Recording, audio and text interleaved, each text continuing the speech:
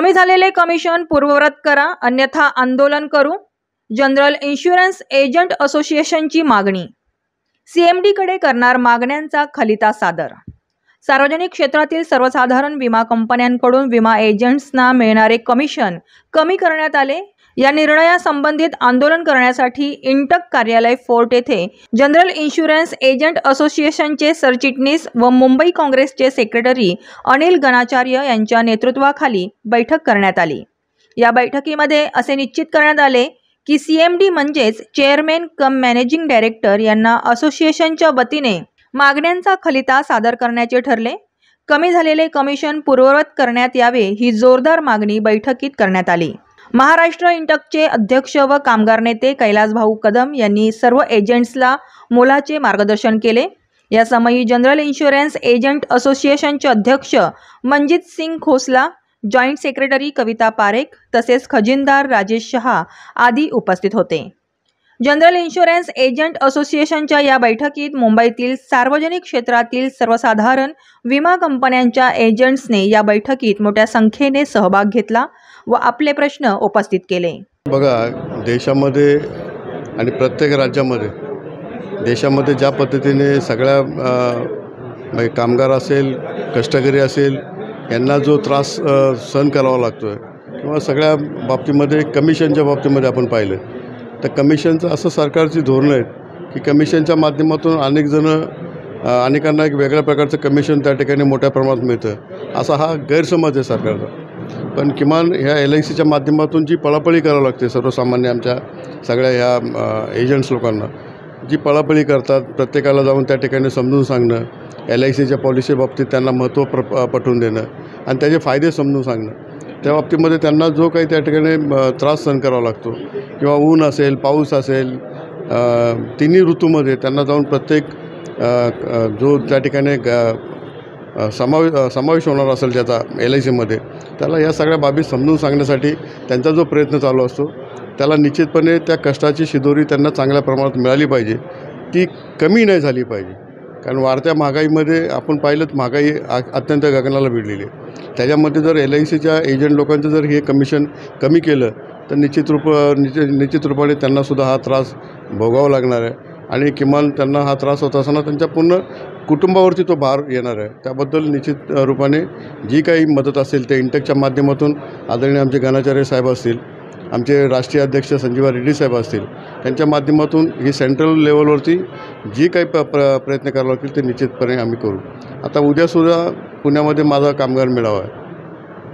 General मोटर्ससारख्या कंपनीमध्ये जी अत्यंत नावाजलेली आपल्या देशामध्ये कंपनी, तिचे 1000 कामगार कायम कामगार बेकायदेशीरित्या काढून टाकण्यात आलेले आहेत. जी मावळमध्ये कंपनी आहे लोणावळ्याच्या बाजूला, 1000 कायम असणारे कामगार बेकायदेशीरित्या, कारण ती कंपनी टेकओव्हर केली आहे कोरियाने, त्यामुळे 1000 कामगार बेकायदेशीरित्या काढलेत.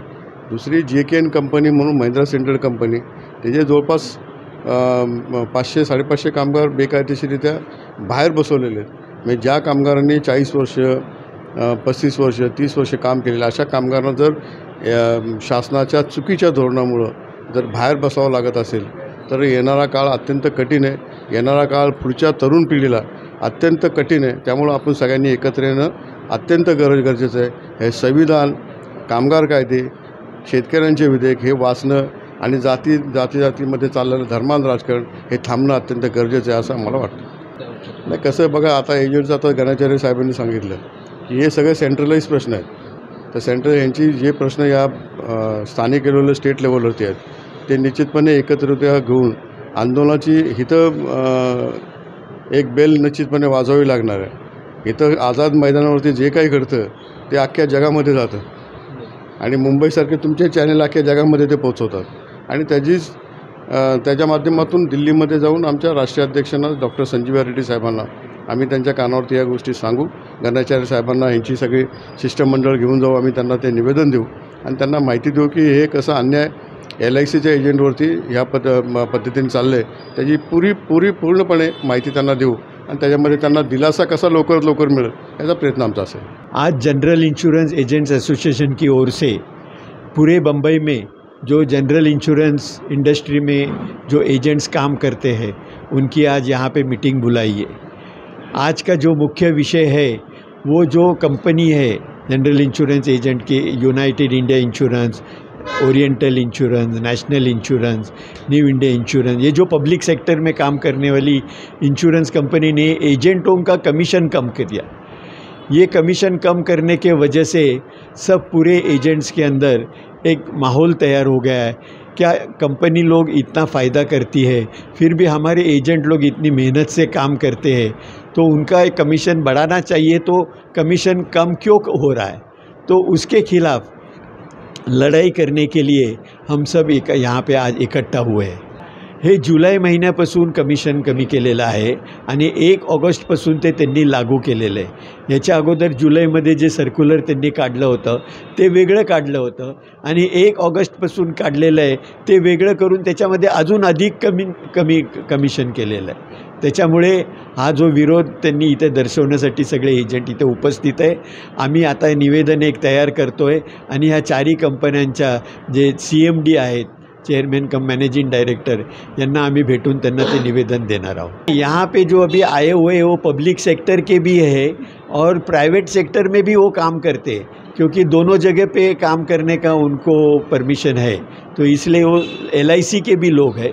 एक एजेंट है वो LIC में काम कर सकता है, जनरल इंश्योरेंस में काम कर सकता है, और एक स्टैंड अलोन कंपनी जो है उसके अंदर काम करते हैं, इसलिए वो सभी कंपनी में काम करते हैं। नहीं, पब्लिक सेक्टर कंपनी में ये ज़्यादा हालत है और प्राइवेट कंपनी में कम हालत है, लेकिन हालत सब जगह पे है। नहीं, हमारी यही मांग है कि जो कमीशन कम किया हुआ है वो कमीशन हमको कम से कम 15% तो भी मिलना ही चाहिए, और उससे ज़्यादा देते तो बेहतरीन है।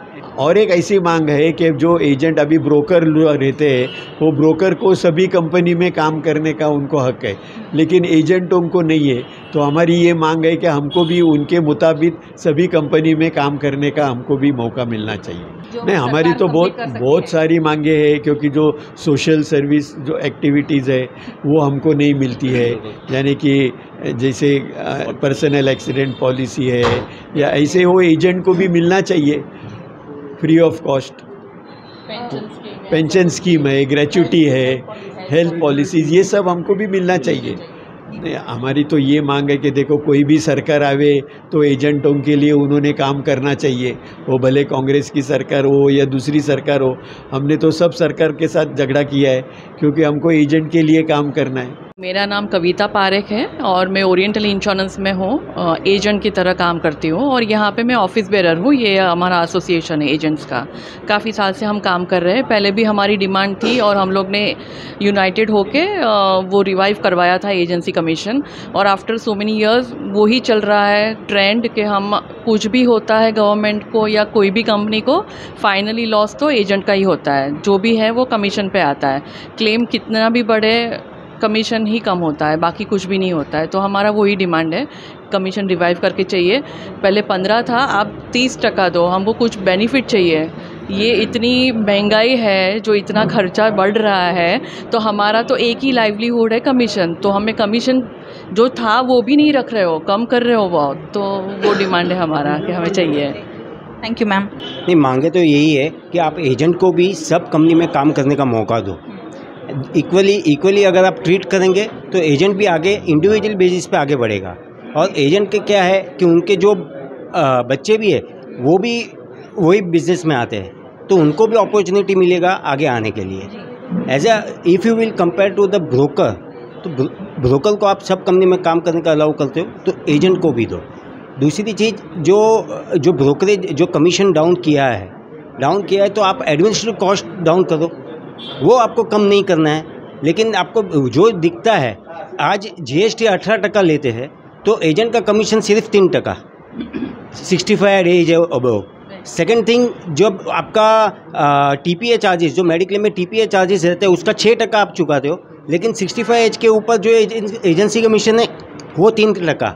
आज बैफुट के वो चेक लेके आने का, क्लेम सेटलमेंट करवाने का, और दूसरा क्लेम में अगर कट भी होता है अमाउंट तो उसके लिए फाइट भी करने का, तो how it will be sustain for the 3%। तो वो चीज़ बहुत गलत है। और अगर आपको एजेंसी कमीशन कम करना है तो साथ में आप वो भी करो, तो फिर उनका सैलरी कम हो गए। आज जो भी सैलरी कम है आप वो कॉस्ट डाउन करो, why to the agent, why agent only suffer, वो एक चीज़ गलत है। और जहाँ पे जो treatment public sector insurance company employees का इल ट्रीटमेंट रहता है, जो उन लोग को बोलने का इजी है, हमारे पास स्टाफ नहीं है, आने का नहीं, स्टाफ नहीं है, क्लेम सेटल नहीं होएगा, ये ऐसे उद्धत जवाब देते हैं, हालांकि उनको सैलरी मिलती है 1.25 lakh 1.5 lakh. These are the quality of the public sector. It is deteriorating. That government should take initiative. अगर उनको बेचना है ना तो तुरंत बेच देवे. They should not wait. They should not wait. बेच देवे तो क्वालिटी इंप्रूव होगी, तो सामने एजेंट को भी काम करने के लिए मजा आएगा। नहीं, आगे का स्टेप है कि जो रिस्पेक्टिव मुंबई ब्रांच के है, जो हेड है DGM, उनको मिलेंगे, CMD, IRDA, then we have to approach to the finance ministry. But definitely we have to approach, आगे जाना ही पड़ेगा, क्योंकि कल उठ के अगर ब्रोकर के साथ कंपेयर करेंगे तो एजेंट रहेगा ही नहीं। नेक्स्ट 5 ईयर्स में एजेंट कम्युनिटी ही नहीं रहेगा। अगर गवर्नमेंट को वो इंटरेस्ट है कि एजेंट जिंदा रहे, तो they have to take initiative.